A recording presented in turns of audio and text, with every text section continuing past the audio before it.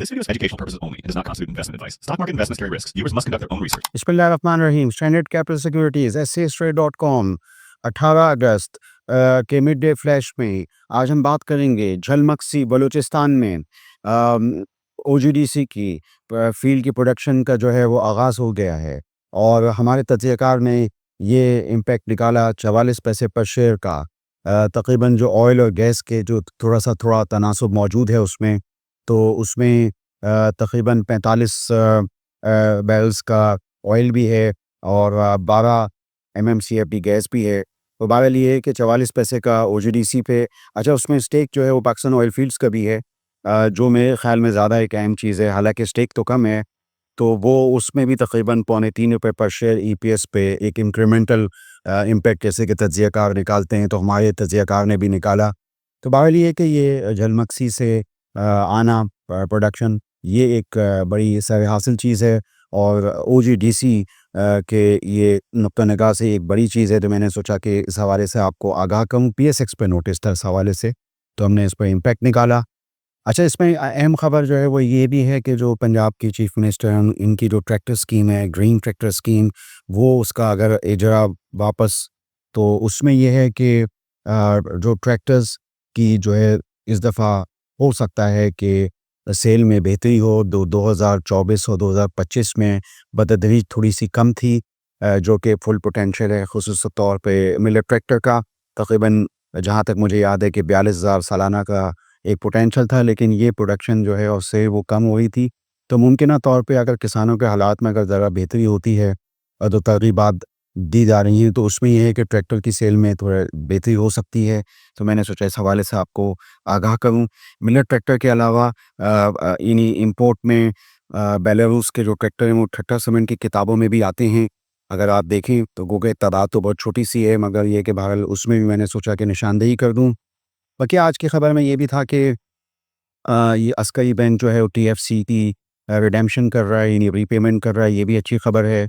तो ये है कि कॉल ऑप्शन उन्होंने एक्सरसाइज कर रहे हैं और ये कि ये भी अस्करी बैंक के उसमें पर्सपेक्टिव में नुक्ता निगाह में एक अच्छी ख़बर है, ज़ाहिर बात है।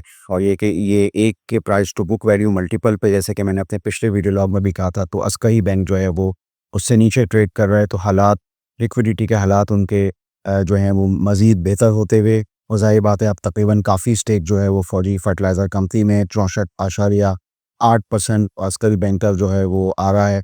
तो ये कि थोड़ा सूरत हाल अस्करी बैंक के भी बेहतर होते हुए। तो अच्छा, इसमें ये है कि बैंकिंग सेक्टर के हवाले से भी एक बहुत अहम चीज़ ये थी कि जो डिपॉज़िट्स हैं वो तकरीबन पौने 34 ट्रिलियन हो गए हैं और ये सिलसिला जो है पिछले सालों से 27-28 ट्रिलियन से होता हुआ पौने 34 हो गया है। पिछले साल जो है वो एक डिबेट थी कि बैंकों के एडवांसेस टू डिपॉज़िट रेशो बढ़ने चाहिए।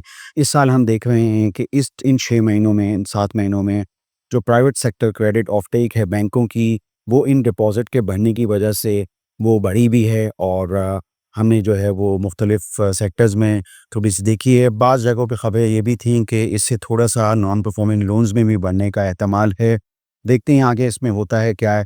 बहरहाल जो अच्छे बैंक्स हैं, जिसमें जैसे MCB बैंक है या मीज़ान बैंक है, उसमें तो कोई नॉन परफॉर्मिंग लोन की हमें रेशो नज़र नहीं आई उस तरह। लेकिन ये है कि बहरहाल दूसरे बैंकों में हो सकता है कि कभी, ज़ाहिर बात है, जब प्राइवेट सेक्टर क्रेडिट ऑफटेक बढ़ती है, लोन बुक बढ़ती है, तो थोड़े से नॉन परफॉर्मिंग लोन भी होते हैं। तो मैंने सोचा कि इस हवाले से आपको आगाह करूँ। इसमें ये कि बैंक इस्लामी के बारे में मैंने अपने पिछले प्रोग्राम में भी बताया था कि यानी उनका चूँकि नेट इंटरेस्ट मार्जिन यानी मार्कअप जो है वो यानी इस्लामी बैंक के हिसाब से काफ़ी अच्छा है दूसरे बैंकों की निस्बत। तो उस हिसाब से देखा जाए तो प्राइस अर्निंग मल्टीपल उनका काफ़ी कम है, 3-4 का है, 4 का प्राइस अर्निंग मल्टीपल है। और तो उस हिसाब से मैंने सोचा कि मैं आपको बताऊं। वैसे तो बुक वैल्यू उनकी जो है वो तकरीबन ₹40 के आसपास है, लेकिन यह है कि यानी बैंक इस्लामी जो है वो दूसरे बैंकों की निस्बत गो कि छोटा बैंक है, मगर ये है कि प्राइस अर्निंग मल्टीपल जो है वो कम था। अब बड़े बैंकों के प्राइस अर्निंग मल्टीपल आप जानते हैं कि इस वक्त 7-8 के हैं। बहरहाल ये कि अभी भी उनमें भी जगह है। हम मीज़ान बैंक के हिसाब से भी हम चीज़ें देख रहे हैं। और जैसे मीज़ान बैंक का नतीजा आया तो आपने देखा कि जैसे हमने कहा था, तो सेकंड क्वार्टर का भी जो डिविडेंड है, कैश डिविडेंड, वो ₹7 आया और जो EPS है वो हमारी एक्सपेक्टेशन से थोड़ी बेहतर थी। तो मैंने सोचा कि इस हवाले से अपनी राय का इज़हार करूँ। बकिया ये कि जो सरमाएकार हैं, वो इंतज़ार कर रहे थे ये जो सर्कुलर डेट वाले मामले का, तो इस हिसाब से जो ज़हनी बात है वो ये है कि सीपेक के हवाले से भी जो चाइनीज़ आईवीपीज़ के काफ़ी पैसे हैं, वाजिबुल अदा हैं, तो वो ज़ाहिर बात है उसकी तादाद, उसका चंक जो है वो काफ़ी बढ़ गया है, शायद 450 बिलियन से बढ़ गया है, जो अखबारी मासिर में आ रहा है। तो वो अगर हुकूमत पाकिस्तान उसको सेटल करती है, तो उसके बाद हो सकता है कि ये सर्कुलर डेट का मामला जो है, ये जो पेमेंट्स हैं, जो रुकी हुई हैं, तो वो उसमें पीएसओ को भी जो है वो हो। पीएसओ के हवाले से ये है कि अगर नतीजा आता है तो मुमकिना तौर पे जो डिविडेंड है, अगर वो ₹10 से ज़्यादा है, उमूमी तौर पे इनका ₹10 का डिविडेंड आता है, अगर वो उससे ज़्यादा है तो उसका मार्केट एक मस्बत वैल्यू भी ले सकती है। ईपीएस जो है वो इस साल यानी 2025 जो क्लोज़ हुआ उसमें तो कमी होगी तकरीबन यानी 40 से 42-43 रुपए मुमकिन तौर पे 2-3 रुपए ज़्यादा भी हो सकती है। लेकिन ये है कि लोग जो टारगेट कर रहे हैं वो 2026 की ईपीएस का कर रहे हैं। इस हवाले से मैं काफ़ी दफ़ा आपसे बात कर चुका हूँ। तो ये है कि देखते हैं कि पीएसओ का नतीजा क्या आता है। बहरहाल आगे थोड़ा-सा ऑल ओवर वीक भी आ रहा है।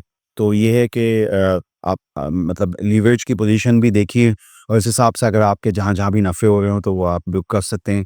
आपको मौक़े मिलते रहेंगे, अगस्त के बाद सितंबर में भी अच्छे मौक़े मिलते रहेंगे, तो आप उनका भी इंतज़ार कीजिए और ये है कि छोटे-छोटे जो नफ़े वग़ैरह हों, उनको भी बुक करना चाहिए। आप स्टैंडर्ड कैपिटल सिक्योरिटीज़ के चैनल को सब्सक्राइब कीजिए। मैंने आपको झलमक्सी बलूचिस्तान में ओजीडीसी के हवाले से बात करी, ट्रैक्टर स्कीम के हवाले से मैंने मिलर ट्रैक्टर के हवाले से बात करी, अस्कई बैंक में जो है वो अपना टीएफसी वो रिडीम कर रहे हैं, उस हवाले से बात करी, टीएसओ के नताइज के हवाले से मैंने बात की। आप स्टैंडर्ड कैपिटल सिक्योरिटीज़ के चैनल को सब्सक्राइब कीजिए, हमारी मारूज़ात पर गौर कीजिए। आपका शुक्रिया। For more details, call us today at 111-111-721.